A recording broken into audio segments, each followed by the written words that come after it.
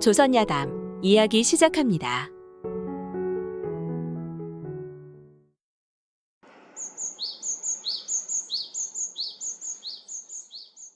옛날 옛적 한양에 염시도라는 아전이 살았습니다. 그는 원래 신의가 있고 사람이 성실한 데다가 청렴결백하기로 소문나 정승허적이 그를 하인 삼아 데리고 다니며 몹시 신임하고 총애하였습니다. 그러던 하루는 허정승이 염시도에게 일렀지요. 내일 아침 심부름 갈 데가 있으니 일찌감치 내게 오너라. 그런데 그날 밤 염시도는 친구를 만나 술을 잔뜩 마시고 골아떨어져 다음 날 해가 중천에 뜨고서야 일어나 버리고 말았습니다. 눈을 뜨자마자 염시도는 어제 정승의 말이 떠올라 허둥지둥 달렸죠. 그리고 헐떡이며 고개를 넘어가다 숨이 차 잠시 멈춰섰는데 나무 한 그루가 서 있고 나무 아래에 불이 무성한 데 사이로 푸른 보자기가 삐죽이 나와 있는 게 눈에 들어왔습니다. 갈 길이 급했지만 왠지 발길이 떨어지지 않았죠. 그래서 나무 아래로 가 보자기를 집어들었더니 무엇인가 단단히 쌓여 있는데 꽤 묵직했습니다. 염시도는 일단 그것을 소매 안에 넣어가지고 사직동 허정승의 집으로 불이 나게 달려갔지요. 염시도가 늦게 온 죄를 청하니 허정승은 대수롭지 않게 대답했습니다. 다른 아전이 먼저 왔기에 그를 대신 보냈다. 무슨 그만한 일을 가지고 죄를 청할 것까지야 있겠느냐? 그제야 숨을 돌리고 허정승의 집에서 나온 염시도가 보자기를 풀어보니 뜻밖에도 은 200열새 양이 있는 게 아니겠습니까? 보자기 속 은을 보니 염시도는 눈이 휘둥그레졌지요. 적지 않은 재물이구나. 이것을 잃어버린 사람의 속이 오죽할까. 내가 모른 채 하고 가지면 그야말로 의롭지 못한 일이지. 더구나 거저 들어온 큰 재물치고 좋은 일이 없지 않은가.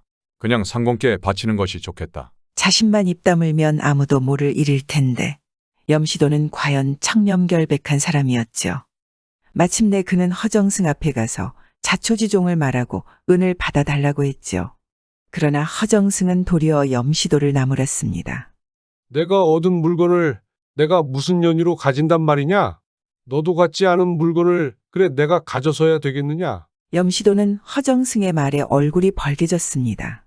그리고 물러나려 하는데 허정승이 염시도를 다시 찾아 말했죠.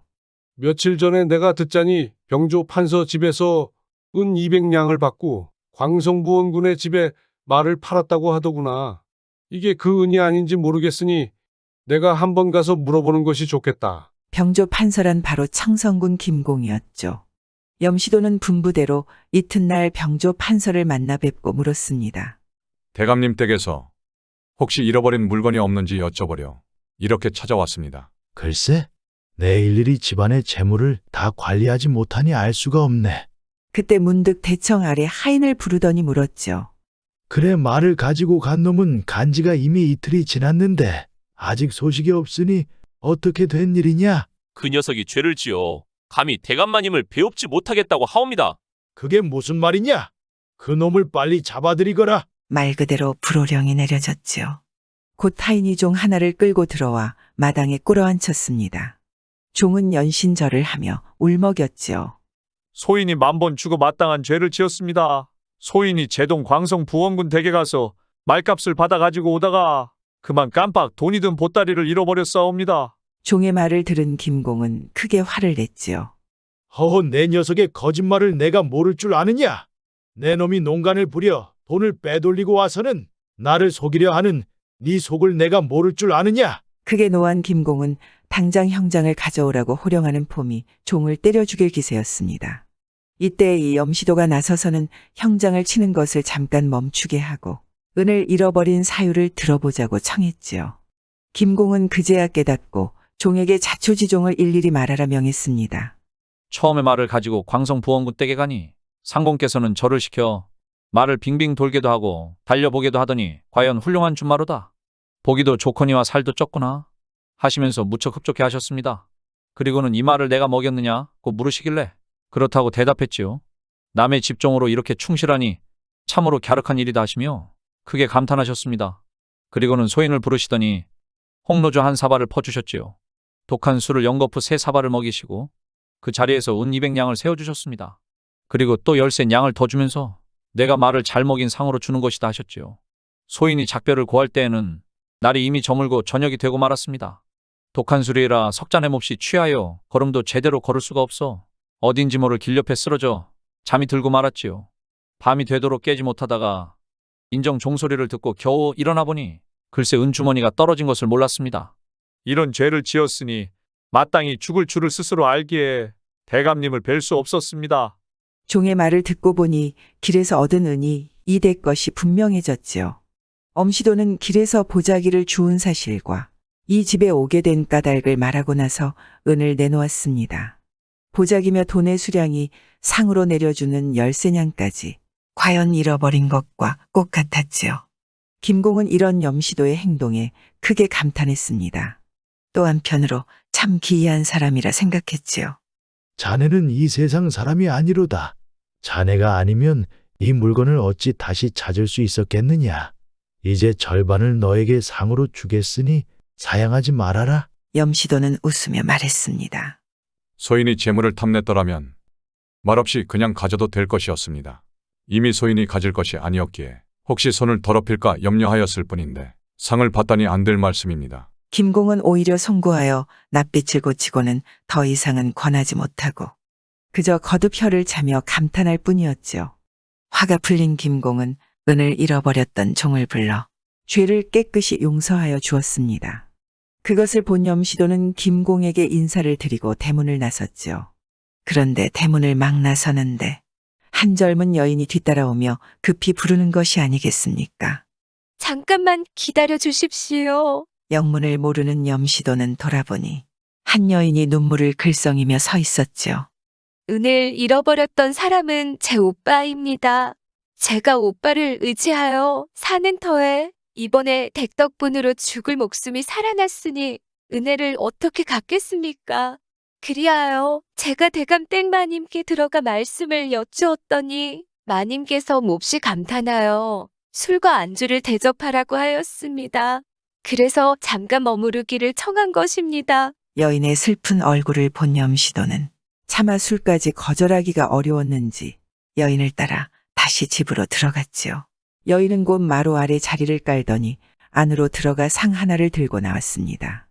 상에는 좋은 찬과 좋은 술이 차려 있었습니다. 술상을 본 김에 염시도는 취하도록 마시고 집으로 돌아갔지요. 그러던 어느 해 정승 허적의 죄로 사약을 받고는 세상을 떠버리고 말았지요. 권세와 명예란 참 허망한 것인가 봅니다. 허적이 죽은 뒤 염시도는 땅을 치며 통곡했지요. 염시도는 허망함과 무기력함에 세상에 나설 생각이 없어 집을 버리고 산수간에 떠돌아다니며 세월을 보냈지요. 그러다 강릉 땅에 얼굴은 모르지만 사촌뻘 되는 형이 산다는 것을 듣고 찾아갔지만 이미 죽었다는 이야기만 들었습니다. 그래 차라리 중이 되리라 작정하고는 금강산의 한사처를 찾아가 중들에게 물었지요. 내가 세상을 버리고 부처님께 의탁하려 하오. 고명한 스님을 스승으로 삼고 싶은데 누구를 만나뵈야 하겠소? 그 말을 들은 중들이 이구동성 말했습니다. 묘길상뒤 외따 남자에 한 스님이 계시다오. 모두들 생불로 떠받드는 분이시니 한번 찾아가 보시지요. 염시도가 중의 말을 듣고 암자에 찾아가니 과연 스님 한 사람이 단정에 앉아 명상에 잠겨 있었습니다. 염시도는 스님 앞에 엎드려 성심으로 섬기겠다는 뜻을 갖추어 말하고는 머리를 깎아줄 것을 간절히 청했지요. 그러나 그 스님은 들은 채 만 채 대답 없이 눈만 감고 있었습니다. 염시도 역시 엎드려 일어나지 않았지요. 그렇게 날이 퍽 어두워지자 스님이 갑자기 입을 열었습니다. 시렁 위에 쌀이 있는데 어찌 밥을 짓지 않느냐? 염시도가 일어나 시렁 위를 살펴보니 과연 쌀이 있었습니다. 중이 하라는 대로 밥을 지어 먹고는 또 중 앞에 엎드렸습니다. 엎드린 채 밤을 새고 아침이 되자 중이 또 밥을 지어 먹으라고 이르는 것이었죠. 이렇게 대여새가 지났지만 스님은 여전히 말 한마디 없었습니다. 허망함에 중이 되고자 스승을 찾아왔으나 밥 지어 먹으라는 소리밖에 안 하니 답답한 염시도는 암자를 나와 이리저리 거닐었습니다. 걷다 보니 암자 뒤에 두억한 데는 초가지 판채가 눈에 들어왔지요. 그래 집안에 들어가 보니 젊은 처녀 한 사람이 있었습니다. 처녀는 이팔청춘 꽃 나이에 용모가 예쁘기 그지없었죠. 산중에 여인이 홀로 있으니 염시도는 연정을 금치 못하고 무작정 달려들어 처녀를 끌어안고 말았지요. 그러자 처녀는 옷섭에 감추어 두었던 작은 칼을 꺼내 들고 스스로 목숨을 끊으려 드는 것이었습니다. 염시도는 순간 놀라 더는 달려들 생각을 못하고 물러서서 말했지요. 내 잘못했으니 그 칼 내려놓으시오. 산중에서 이리 아리따운 여인을 보니 그만 정신을 놓아버린 것 같소. 용서하시오. 그런데 어디서 온 여인이오? 염시도가 물러서자 여인도 순순히 대답했지요. 저는 동구 방마을의 여자입니다. 오빠는 중이 되었는데 이 암자의 스님을 스승으로 섬기고 있습니다. 어머니는 스님이 신통한 생불이라고 하여 제 운수를 물었습니다. 그런데 스님 말이 4, 5년 사이에 큰 재액이 있을 것이니 세상과 인연을 끊고 이 암자에 와 있으라고 하였습니다. 그러면 재액을 면할 수 있을 뿐 아니라 아름다운 인연을 맺게 되리라는 것이었지요. 어머니는 그 말을 믿어 이곳에 초막을 하나 지어놓고 저와 함께 지내면서 몇 년을 살았습니다. 어머니가 오늘 잠깐 마을로 돌아간 사이에 이렇게 뜻밖의 남자의 핍박을 당하여 죽을 마음이었습니다. 이것이 어찌 큰 재액이 아니겠습니까? 부모의 허락 없이는 죽어도 몸을 더럽힐 수 없었습니다. 하지만 이렇게 만난 것도 우연한 일은 아닌 것 같습니다. 생불이라는 이 암자의 스님이 말한 기이한 연분이란 바로 이것이 아니겠습니까? 이미 한 남자에게 손목을 잡혔으니 다른 데로는 갈 수는 없습니다. 맹세코 당신을 따를 결심입니다. 그러나 어머니가 돌아오기를 기다려 명백하게 예를 갖추고 인연을 맺는 것이 좋을 것 같습니다. 염시도는 신기한 생각이 들어 여인의 말을 따르기로 했지요. 그러고는 암자에 돌아오니 스님은 여전히 아무 말도 없었습니다. 그날 밤 염시도의 온정씨는 그 여인에게 쏠려 있었지요. 중이 되겠다는 생각은 사라진 지 오래입니다. 오직 날이 밝으면 여자의 어머니가 오기를 기다려 혼인 승낙을 받으려는 생각뿐이었지요. 그저 온통 그 여인의 생각들로 꽉 차 있었습니다. 그렇게 잠을 잔 듯 만 듯 아침에 일어나니 스님이 갑자기 벌떡 뛰어 일어나 욕을 퍼붓는 게 아니겠습니까? 내 어떤 놈이게 내 마음을 이렇게 흔들어 놓는단 말이냐? 이런 놈은 죽여야 마땅하리로다. 스님은 지팡이를 마구 휘둘렀습니다. 염시도는 엉겁결에 문을 차고 나와 암자 밖에 우두커니 서 있었지요. 얼마 뒤 스님이 다시 염시도를 부르더니 따뜻한 말로 타일렀습니다. 내 생김새를 보니 중이 될 사람은 아니로다. 암자 뒤의 여자는 종당의 내 아내로 될 것이나 너는 이제 곧 지체 없이 이곳을 떠나야 한다. 비록 좀 놀라운 일은 있더라도 복록이 이제부터 시작될 것이니라. 스님은 말을 마치고 글귀 하나를 써주었습니다. 이름으로 하여 죽을 고비에서 벗어나고 오작교에서 아름다운 인연을 맺으리라. 염시도는 눈물을 흘리며 스님에게 작별을 고하고 암자를 나왔습니다. 그리고 표운사에 이르러 잠깐 앉아 있는데 갑자기 기차의 군사가 달려들더니 염시도를 포승줄로 묶고는 끌고 가는 게 아니겠습니까? 이 무슨 일인가요? 염시도는 영문도 모른 채 한양으로 끌려와 칼을 쓰고 옥에 갇히는 신세가 되었지요. 그래 옥에 갇혀 들어보니 정승허적이 역적으로 몰리고 사건이 크게 번져 그가 평소에 가까이 부리던 종들까지 잡아들이는 판이었는데 염시도란 이름이 문서에서 여러 번 나왔기 때문이었습니다. 의금부 신문관의 자리에는 청성군과 사건을 다스리는 여러 제장들이 앉아 있었습니다. 사람이 죽으라는 법은 없는 모양입니다. 청성군이 염시도를 알아봐 준다면 누명을 벗을 수 있는 일이었지요. 그러나 나졸들이 염시도를 잡아들이고 신문을 했지만 청성군은 염시도를 알아보지 못했지요. 그런데 한 차례 신문을 당한 뒤 옥에 갇혀 있는데 마침 청성군의 점심을 날라오는 여종이 염시도를 보게 되었습니다. 그는 전에 은을 잃어버렸던 종의 여동생이었지요. 귀신 꼴이 되어 칼을 쓰고 있는 염시도를 보자 여종은 깜짝 놀라 곧 청성군의 부인에게 사실을 알렸습니다. 부인은 이를 몹시 측은히 여겨 청성군에게 편지를 써서 염시도가 누구라는 것을 알려주었지요. 청성군은 그제야 깨닫고 곧 염시도를 불러오게 하여 대략 신문에 보니 별로 죄랄 것이 없었습니다. 이 사람은 본디 의로운 사람이라. 그의 곱고 바른 심지는 내가 이미 잘 아는 바이다. 어찌 역적들과 한 무리가 되었겠는가? 염시도는 청성군의 도움으로 감옥에서 나올 수 있었죠. 염시도가 의금부 대문을 나서자마자 전에 염시도가 돈을 찾아주었던 그 종이 새 옷을 지어가지고 기다리고 있었습니다. 그러곤 자기 집으로 데리고 가서는 넉넉히 대접을 하고 노자와 함께 말 한 피를 주며 행상 노릇이나 해보라고 권하였지요. 얼마 뒤에 염시도는 허적의 조카인 신우재가 상주 목사 벼슬을 하고 있다는 말을 듣고 찾아가기로 하고 길을 나섰죠. 때는 마침 7월 7일이니 세상에서 이른바 견우직녀를 만나게 해주려고 까마귀가 다리를 놓아준다는 날이었습니다. 염시도가 상주 경내에 들어서니 날은 이미 저물었죠. 말을 타고 가던 염시도는 말도 지치고 날도 저물어 잠시 말에서 내려 묶을 곳을 찾으려 했지요.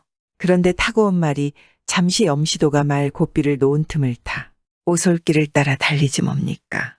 염시도는 말을 쫓아 황급히 달려갔죠. 말은 그런데 어느새 갔는지 한 촌집 외양간에 매어 있기까지 하지 뭡니까. 웬 젊은 여인이 마당에 있다가 사람이 들어오는 것을 보고는 방 안으로 들어가 몸을 피했습니다. 염시도가 서둘러 말고삐를 풀려고 하는데 한 노파가 안에서 나오더니 말했습니다. 말고삐는 풀어서 무엇하겠어. 말이 재울 곳을 알고 왔는데. 염시도는 노파의 말뜻을 알 수 없어 어리둥절하기만 했지요. 제가 한 번도 배운 적이 없는데 어찌 말이 이곳으로 올 줄 아셨다는 말씀인지요? 노파는 염시도를 말으로 청에 올려 자리를 주며 말했습니다. 내 이제 말하리다. 그런데 후련방 안에서 목매인 흐느낌 소리가 들려왔지요. 울기는 왜 우느니? 너무 기뻐서 그러느냐? 염시도는 더욱 의아하고 궁금했습니다. 자네 금강산 작은 암자 뒤에서 어떤 여자를 만난 적이 있지 않은가? 그런 일이 있었습니다. 그게 바로 내 딸일세. 지금 저 안에서 울고 있네 그려. 그 암자의 스님이 누군지도 자네는 모를 테지. 그 스님이 바로 자네가 죽은 줄로 알고 있는 강릉에 있다던 사촌 형 되는 사람일세. 본디 도통한 스님이라 사람의 앞니를 환히 내다보는데 조금도 틀림이 없었네. 언젠가 내 딸을 가리키며 말했지. 이 처녀는 내 동생 되는 염 아무개와 인연이 있으만 이제부터 몇 년 후에 큰 애군이 닥칠 것이외다. 내게 와서 의탁해 있으면 그 애군을 무사히 넘길 수 있을 것이고 그와 인연도 맺을 수 있소이다. 그러나 한 집에서 같이 살지는 못할 것이오. 한 집에서 만나게 되는 것은 경상도 상주지경에서 아무해 아무달 아무날일 것이오. 내가 그래서 딸을 데리고 그 스님에게 찾아가 애군을 면하려고 하였더니 과연 자네가 찾아온 걸세. 그때 내가 공교롭게도 밖에 나가 있어서 만나보지 못하였네. 그 뒤 스님은 암자를 버리고 어디론가 가버렸네. 그리고 내 아들도 이 고을에 있는 절에 와서 몸을 붙이고 있네. 내가 따라와 이곳에서 사는 것도 자네가 오늘 꼭 오리라는 것을 확실히 알았기 때문일세. 노파는 말을 마치고 방 안에 눈물 흘리고 있는 딸을 불렀습니다. 염시도가 보니 과연 금강산에서 만났던 그 여인이 틀림없었죠. 염시도도 옛일이 생각나서인지 눈시울이 붉어졌습니다. 여인도 한편 기쁘고 한편 슬퍼 눈물만 흘릴 뿐이었습니다. 조금 지나 저녁상을 차려내오는데 미리 준비를 해놓은 상인지 진수성찬이 상에 그득하였죠. 7월 7석 그들이 만날 준비가 되어 있었던 것입니다. 참 멀고 먼 길을 돌아 이날 저녁 두 사람은 드디어 한자리에 들었습니다. 결국 스님이 써준 글귀가 모두 맞아 떨어진 셈이었죠. 염시도는 며칠간 묵은 뒤 상주 목사를 만나 일의 전말을 자세히 말하니 목사도 신기해하면서 물건을 넉넉히 보내주었습니다. 염시도는 마침내 여인과 그의 어머니를 데리고 서울로 올라가 살았습니다. 염시도의 이름은 벼슬 아치들 속에 널리 퍼지고 청성군 역시도 그를 극진히 돌보아 주었죠. 염시도는 처와 부족함 없이 오래오래 복을 누리며 살았다 합니다. 참 인연이란 그런 것인가 봅니다. 헤어질 사람은 그렇게 허망하게 한순간에 헤어지고 만날 사람은 아무리 힘든 상황에서도 만나니 사람의 힘으로 어찌할 수 없는 것이 인연 아니겠습니까? 구독과 좋아요와 함께 오늘도 좋은 날 되세요.